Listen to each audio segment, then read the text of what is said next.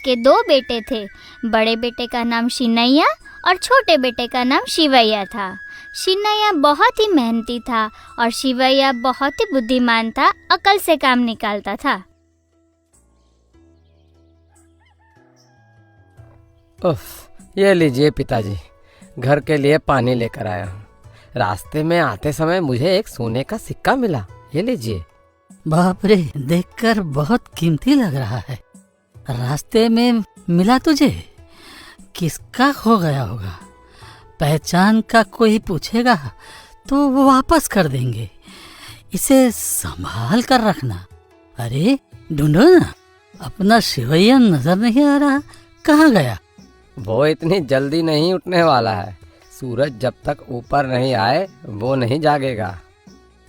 अरे ओ शिवैया, उठना, देख दिन निकल आया है पूरा, उठ जा। थोड़ी देर और सोने दो ना भैया, नींद पूरी भी नहीं हुई। वैसे इतनी किस बात की जल्दी है? पहलों के लिए पानी लेकर आना है ना। उठ, देख मैं सूरज के उगने से पहले ही जाग जाता हूँ।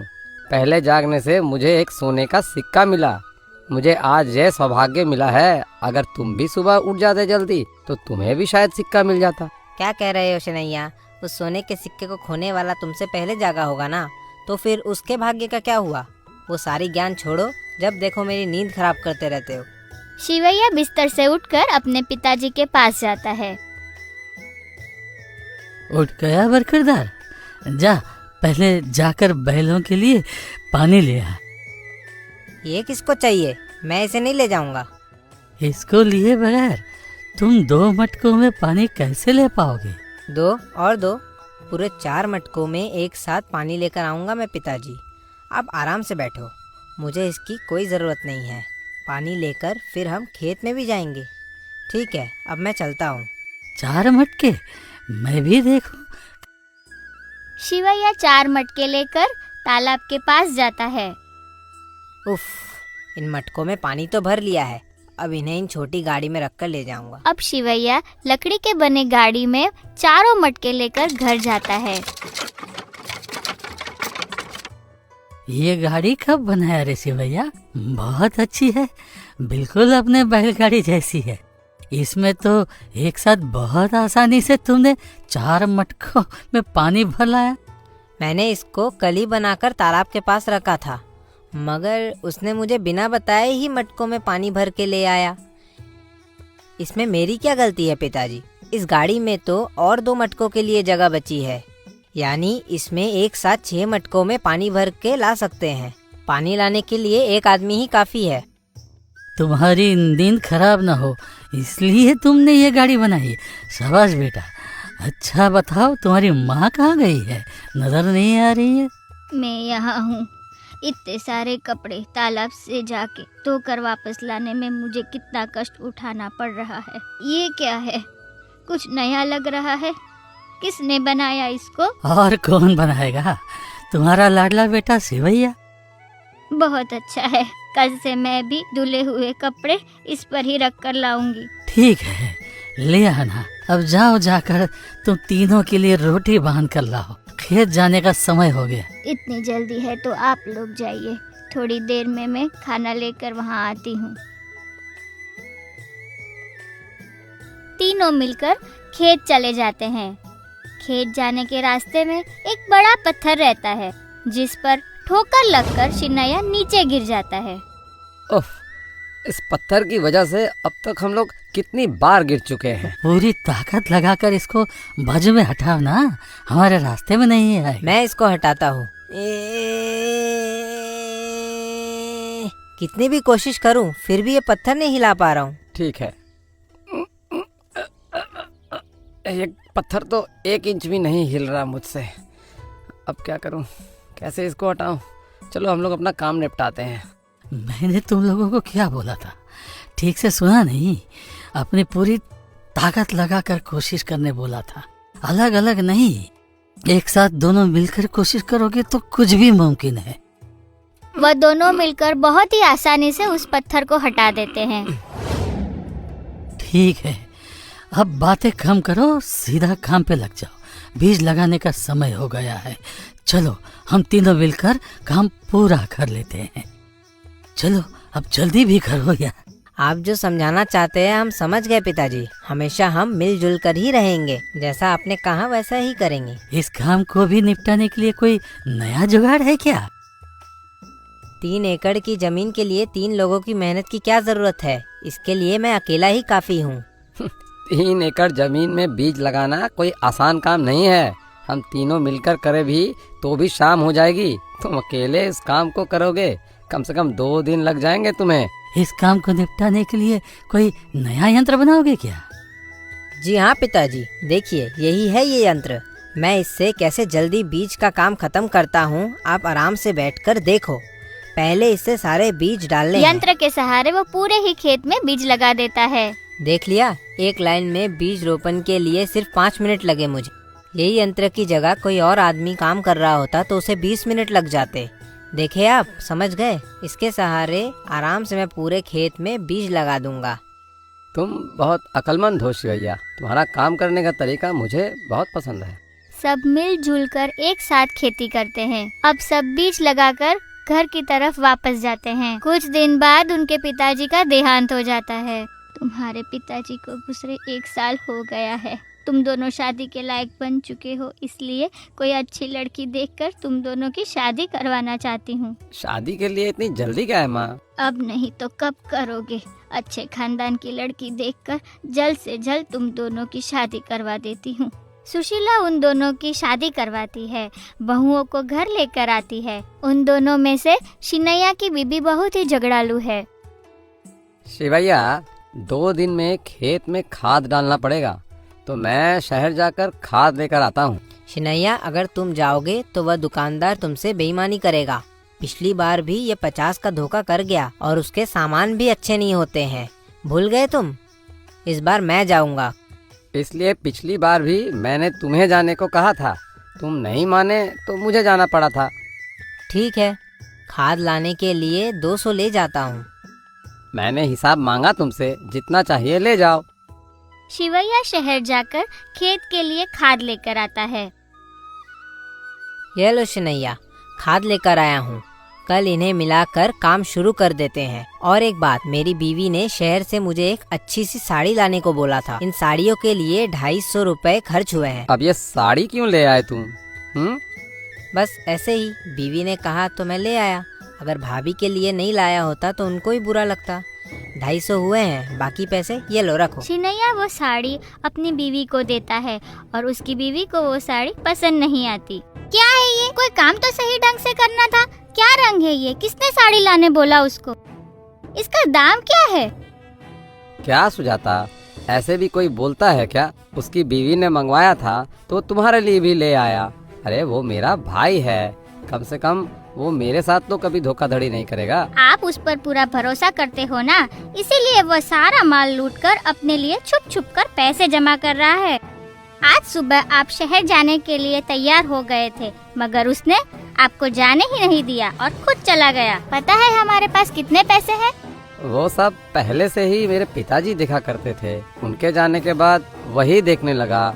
मुझसे ज्यादा अक्लमंद तो वो है ना, इसलिए सब काम उसको देता हूँ मैं। मेरे साथ कभी गद्दारी नहीं करेगा। मेरे इस घर में आने से पहले क्या हुआ मुझे नहीं जानना, मगर मेरे आने के बाद में सब कुछ देख रही हूँ मैं। आपका भाई आपको धोखा दे रहा है, थोड़ा ध्यान रखिए। कुछ दिनों में फसल पककर तैयार हो जाती है। शिनैया, मैंने पूरे अनाज बोरों में भर दिया है। पूरे 250 बोरे हुए हैं। दोनों के लिए 50 बोरे अलग अलग रख दिया है मैंने। बाकी 200 बोरे एक साथ शहर ले जाना मुश्किल है, इसलिए मैं आज 100 बोरे ले जाता हूँ। ठीक है, मैं चलता हूँ। ठीक है शिवा, तुम जाकर आओ, तुम ही तो हर वक्त जाते हो। शहर से आते वक्त तुम्हारे और भाभी के लिए कुछ लेकर आना है क्या? सामने त्योहार आ रहा है ना। नहीं, कुछ नहीं चाहिए, बाद में जरूरत होगी तो जाकर ले आएंगे। शिवैया शहर में अनाज बेचने जाता है। देख लो सेठ जी, ये अनाज लेकर आया हूँ। पूरे 100 बोरे हैं, एक बार देख परख लो आप। देख परखने की क्या जरूरत है शिवा, तुम लोग हमेशा अच्छा अनाज लेकर आते हो, उसकी जरूरत नहीं। शहर में तुम्हें कोई काम है तो उसको कर लो, वापस जाते समय पैसे लेकर चल जाना। इस बार शहर में कोई काम नहीं है सेठ जी, बाद में हम सब एक साथ आएंगे। ठीक है?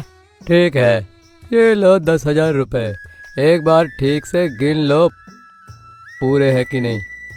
क्या सेठ जी, पिछली बार तो आपने 12,000 दिए थे, इस बार 10,000 दे रहे हैं। 2,000 कम क्यों दे रहे हो? पिछली बार अनाज का दाम ज्यादा था इसलिए ज्यादा भाव मिला। इस बार भाव कम मिल रहा है इसलिए 2,000 रुपए कम दे रहा हूँ। मैं कभी धोखा नहीं करता तुम लोगों के साथ। नहीं नहीं सेठ जी, 2,000 कम दे रहे हो इसलिए पूछा। चलो कोई बात नहीं, जितना भाव है उतना दे दो। शाम तक शिवैया पैसे लेकर घर पहुंच जाता है। शिनैया, ये लो अनाज के 10,000 रुपए। ये क्या, पिछली बार तो तुमने 12,000 दिए थे, इस बार 10,000 क्यों दे रहे हो? बात क्या है? सेठ जी ने बोला कि अनाज का दाम इस बार कम है, इसलिए उन्होंने 10,000 दिए हैं। 2,000 कम मिले हैं। ठीक है शिवा, अनाज का दाम कम हो गया तो इसमें हम क्या कर सकते हैं। जाओ जाकर अलमारी में रख दो। जब शिवैया अंदर जाता है, सुनिए जी, देखिए आपका छोटा भाई कैसे आपको धोखा दे रहा है। 2,000 खा गया और आपको सिर्फ 10,000 देकर झूठ की कहानी सुना दी। अब तो जाग जाओ, नहीं तो सारे पैसे और जायदाद हड़प जाएगा। अरे नहीं नहीं भगवान, वह ऐसा कभी नहीं करेगा। वह मुझे बहुत प्यार करता है। हाँ, वो तो दिख रहा है कितना प्यार करता है। अपने बड़े भाई को कोई नाम से पुकारता है क्या? अब कान खोल के सुन लो, कल अनाज की बोरियां लेकर शहर शिवा नहीं आप जाएंगे, तब आपको अपने लाडले का झूठ समझ में आएगा। मैंने ऐसा किया तो उसे बहुत बुरा लगेगा, उसे ही जाने देता हूँ मैं। ठीक है। अपनी पत्नी की बात टाल न सका और अनाज के बोरे लेकर शहर जाने के लिए राजी हो गया। अगले दिन सुबह, शिनैया, मैं शहर बाकी बोरे लेकर बेचने जा रहा हूँ। रुको शिवा, आज मैं अनाज के बोरे जाकर बेच आता हूँ। ऐसा क्यों बोल रहे हो शिनैया? हर बार शहर मैं ही जाता हूँ। ठीक है, एक काम करो, आज तुम भी मेरे साथ चलो। शहर में मुझे आज कुछ काम है, इसलिए बोरे आज मैं बेच आता हूँ। जब वो दोनों बात कर रहे थे, अचानक बारिश शुरू हो गई और वो अनाज को छावनी में ले गया। चलो अच्छा ही हुआ, नहीं तो शहर जाने से पहले रास्ते में बारिश आ जाती, जिससे पूरे बोरे भीग जाते। आज नहीं तो कल जाते हैं। अचानक बारिश आ गई, मैंने तो सोचा भी नहीं। 1 हफ्ते तक बिना रुके बारिश होती रही। बारिश रुकने के बाद शिनैया अनाज लेकर सेठ जी के पास जाता है। अरे शिनैया, बहुत दिन बाद दिख रहे हो, शिवा क्यों नहीं आया? वो सेठ जी, मुझे शहर में कुछ काम था इसलिए मैं चला आया। ये लो 100 अनाज के बोरे, मुझे पैसे दे दो। ठीक है। 100 बोरों के 120 रुपए के हिसाब से 12,000 रुपए होते हैं। ये लो 12,000, गिन लो। बरोबर है ना? आपने दिया है तो गिनने की क्या जरूरत है। पैसे लेकर वह गांव लौटते समय सोचने लगा कि सुजाता ने जो बोला एकदम सही बोला। शिवा हर बार मुझे धोखा देता है, इसलिए शहर से लौटते वक्त कुछ न कुछ खरीद कर ले आता है उन बचे हुए पैसों से। आज से उस पर भरोसा करना बंद। क्या है शिनैया, पैसे लेकर आ गए? मैं तुम्हारा बड़ा भाई हूँ और तुम मुझे नाम से पुकार रहे हो। अब से भैया बोलना। ये लो 12,000। क्या हुआ है इसे, आज कुछ अलग ही ढंग से बात कर रहा है। ठीक है बड़े भैया जी, 12,000। इसका मतलब कि अनाज का दाम बढ़ गया है। कुछ दिन रुक जाते तो 2,000 का मुनाफा हो जाता। चलो जो हुआ अच्छा हुआ। अब बातें बंद, मैं अभी अंदर जा रहा हूँ। मैंने पहले ही बोला था ना, मगर आज तक आपने मेरी बात पर भरोसा ही नहीं किया। मुझसे ज्यादा आपको अपने भाई पे भरोसा था। उस दिन के बाद से दोनों भाई में झगड़े शुरू हो गए।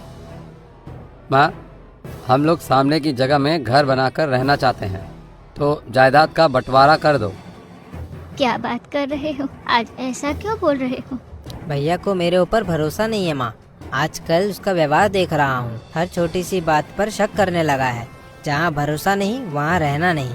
जो भी पैसे, जायदाद, घर, जमीन सब कुछ आधा आधा कर दोनों में बांट दो। ठीक है बड़े भैया? मुझे ज्यादा पैसे चाहिए क्योंकि मैं घर बनाऊंगा। बड़े भैया जैसा तुम ठीक समझो वैसे ही करेंगे, मगर माँ मेरे पास ही रहेगी। नहीं, माँ मेरे साथ रहेगी। ये क्या, मुझे भी बांटने का सोच रहे हो? मगर तुम लोगों ने फैसला लिया होगा तो ठीक ही है। मुझे भी कुछ पैसे चाहिए, चाहिए तो चाहिए बस। वो दोनों माँ को भी कुछ पैसे दे देते थे। कभी उनकी माँ शिनैया के पास और कभी शिवैया के पास रहने लगी। 2 साल ऐसे ही बीत गए। दिन बर दिन दोनों के बीच में झगड़े बढ़ते गए। मेरे जमीन के ऊपर उसका पाँव भी नहीं पड़ना चाहिए। मैं अभी यहाँ पर एक गड्ढा खोद देता हूँ, उसका घमंड तो देखो माँ, मैं कुछ कम नहीं हूँ। मैं भी अपने जमीन पर गड्ढा खोद देता हूँ। दोनों एक दूसरे के घर के सामने गड्ढा खोद देते हैं। गड्ढे में बारिश का पानी भरकर एक तालाब बन जाता है। कुछ सालों के बाद सेठ जी सिन्नैया को सच बता देते हैं। देर से ही सही, पर सिन्नैया सच जान जाता है। एक दिन शिवा के पास गांव में बढ़ई आते हैं। मालिक, मुझे कोई काम दो ना, पैसे की बहुत जरूरत है, कोई काम दीजिए ना। ठीक है, तुम्हें अगर काम और पैसों दोनों की जरूरत है तो कल से मेरे खेत पे काम करने आ जाना। नहीं, मुझे खेती बाड़ी नहीं आती, मुझे आप बढ़ई का काम दीजिए। अगर ऐसी बात है तो तुम जा सकते हो, मेरे पास तुम्हारे लिए काम नहीं है। शिवा की माँ ये सब देखती है और शिवा के जाने के बाद मैं तुम्हें एक काम दे सकती हूँ, क्या तुम वो काम करोगे? माँ से बोल कर तो देखो, घर का कर्ज उठाने के लिए कोई भी काम मैं कर सकता हूँ।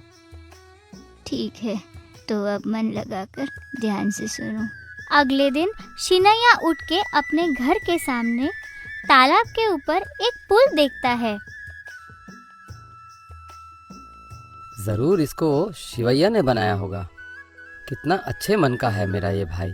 जरूर इस पुल को भैया ने बनाया होगा। भैया ने मेरे ऊपर से सारा गुस्सा खत्म कर दिया। एक दिन दोनों आमने सामने आते हैं और एक दूसरे से प्यार से बात करते हैं। पुराने झगड़े सब भूलकर मिलजुल कर प्यार से रहने लगते हैं। सिन्नैया की बीवी अपनी गलती समझती है।